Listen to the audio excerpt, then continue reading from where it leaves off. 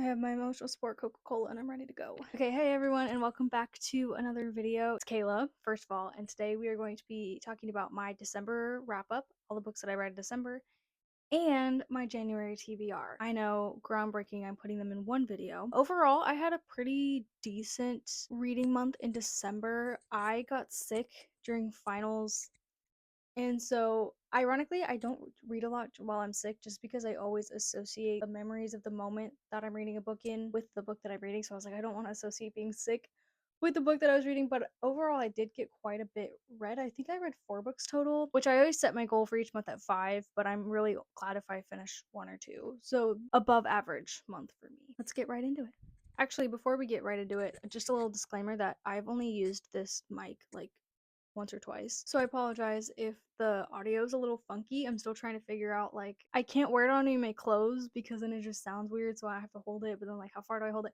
I just appreciate your patience while I figure this out, so thank you. The first book that I finished in December was, to look at my notes, The Three Body Problem. I read this book during a reading vlog like end of November and beginning of December. I will just link the video because I just don't want to like repeat things because that can get annoying. But overall, I just thought it was kind of like, I didn't really like it. Like, it was very dense, sometimes very dry, and like it required a lot of scientific knowledge that admittedly I was very shocked that I knew or was like sort of familiar with some of the science, but like I'm not a scientist. I am not studying to be a scientist. Mad respect to those of you who are, but that's not me. And so I just found it like very distant from me as a reader. I did appreciate the plot, like, prowess though, about like all the different angles that the author had to work with. I can see how it's setting up for the rest of the series because I believe it is a series. However, I will not be continuing with it. Very brief thoughts, but I just wanted to put that out there. Please watch the vlog if you would like more thoughts. But overall, I give this book 2 stars. Okay, the next book that I read in December was Sociopath, a Memoir. So just like the title says, this book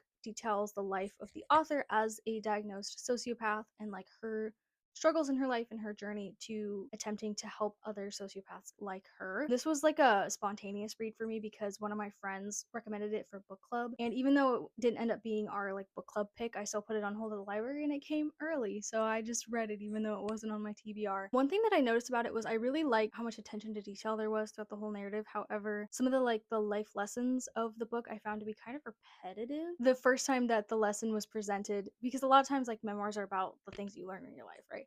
And so the first time that like the lesson was presented, I'd be like, oh, I understand it and I get it. But then like it would be repeated over and over again. And it started to get a little bit like, do you not trust me as a reader to get what you're trying to say? But also I think that I want to like mitigate that comment with the fact that, you know, we don't always learn the lessons of life that life is trying to teach us the first time. So like, even though to me as a reader it's perfectly clear, maybe the author's point was like I had to go through this thing several times in order to get it. I don't know, but I just thought it was a little like strange. And it was like through the whole book too. It wasn't just like one section. It was like the same lessons kept coming up. I was like, okay, I get it. Like, when are we gonna move on? Because, or is there a move on? Or like, is this just like the theme of the book? I don't know. I will say it's a little bit hard to give my thoughts on the book just because it's somebody's life, right? And I don't want to like judge somebody else's life. I would say I feel like I'm being very negative in the first couple minutes of this video, but I really did actually like this book and I would recommend it if you are a true crime person, like you like learning about true crime. It's not necessarily about true crime. I found that it gave me a lot of perspective on the true crime stories that I consume in my other parts of my life, and a little bit more like, I guess, just perspective and understanding of like, oh, okay, so this is what being a sociopath actually means in functioning, right? Not just like a term that you tack onto somebody that does harmful things. So I think the point of the book was there's so much more behind the word sociopath than most people know. So if you are interested in true crime world or you just like gaining new perspectives on things, I would highly recommend this book. I gave it 3 stars. Okay, the third book that I read in December was called The Nightmare Before Kissmas. This is a very cutesy, very fun holiday romance about the political intrigue between different kingdoms of the holidays. So like Easter was a kingdom, Christmas was a kingdom, Halloween was a kingdom. It was pretty cute, very festive for the holiday. I tried to read it before Christmas, but like I didn't end up finishing it for Christmas, so it like extended the holiday season like by a couple days for me. I thought that the author's writing style was really interesting. Lots of commas, very like stream of consciousness, which was interesting and like really relatable in some aspects, but also like a little bit, not irritating is not the right word, but like I feel like it could have been used more intentionally. But I think I read the acknowledgments, and the acknowledgments were written in the same style, so I think it's just like how the author's brain works. I don't think it was intentional. I will say, like, I don't read a lot of romance, and so I wasn't really sure how to feel going into this book. And I will say some of the like the relationship arc and some of the like the spice stuff was a little bit much for me. I had to skim some parts of it because I was like, okay, this is a bit much. But anyway, overall, I gave it 2 stars, which was really hard because I liked the side characters, I liked the plot. So I would say that was like 3 stars. It was a little bit silly, but like I liked it.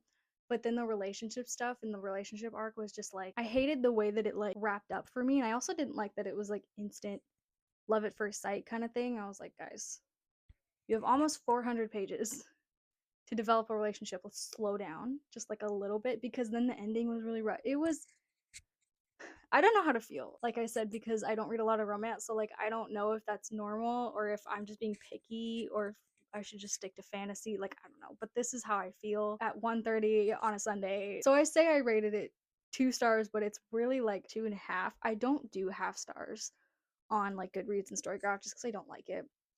But if anything was going to be a half star, I'd say it's this one. Because like the enjoyment that I got from the holiday celebrations and the political intrigue and all that, like that was amazing. I loved Iris, I think was her name, the Easter princess. I loved the brothers. I then like the relationship stuff just like brought it down for me. Yeah, I'm going to stop harping on this. I need to move on with my life.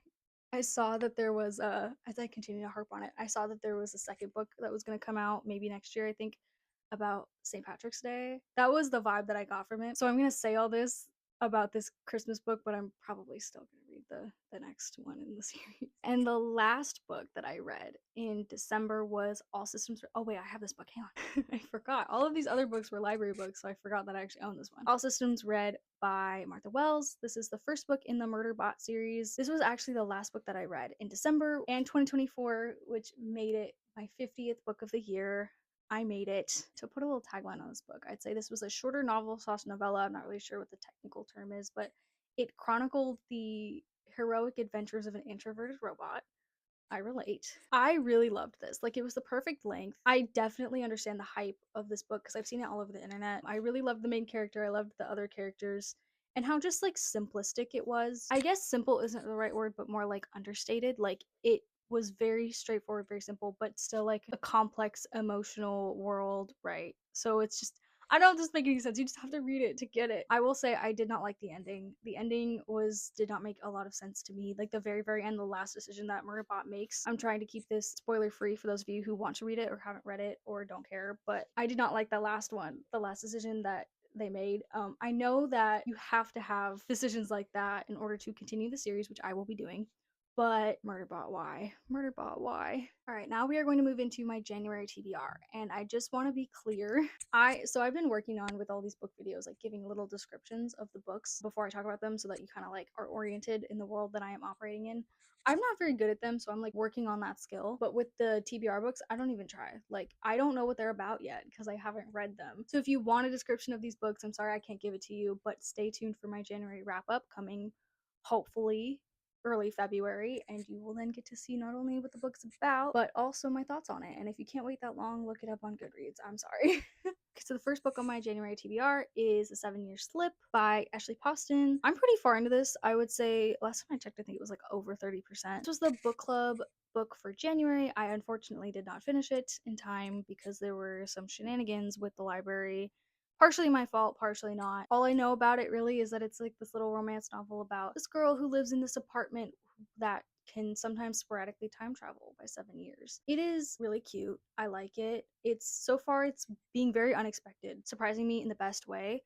I'm a little bit like nervous about reading more romance books after The Nightmare Before Kissmas and all of the drama that has caused me internally. So I'm excited to see how this goes. And I was like telling my friends at book club yesterday, I was like, please don't let it be cheap. Please don't let the ending be cheap. Like, I am too invested, because I think that's my qualms with like standalone romance, is that the endings are always like not very good. I'm praying for you, 7-Year Slip, even though I don't pray. The second book on my January TBR is Vengeful by V.E. Schwab. I have been trying to get through this book for the last couple weeks, and it's not the book's fault.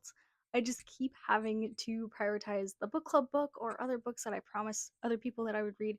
So I'm sorry. I'm sorry, little book, but It's not the book's fault. It's actually really good so far. So this is the second book in a series. The first book is Vicious, which is downstairs and not in my collection right now. I read Vicious in September.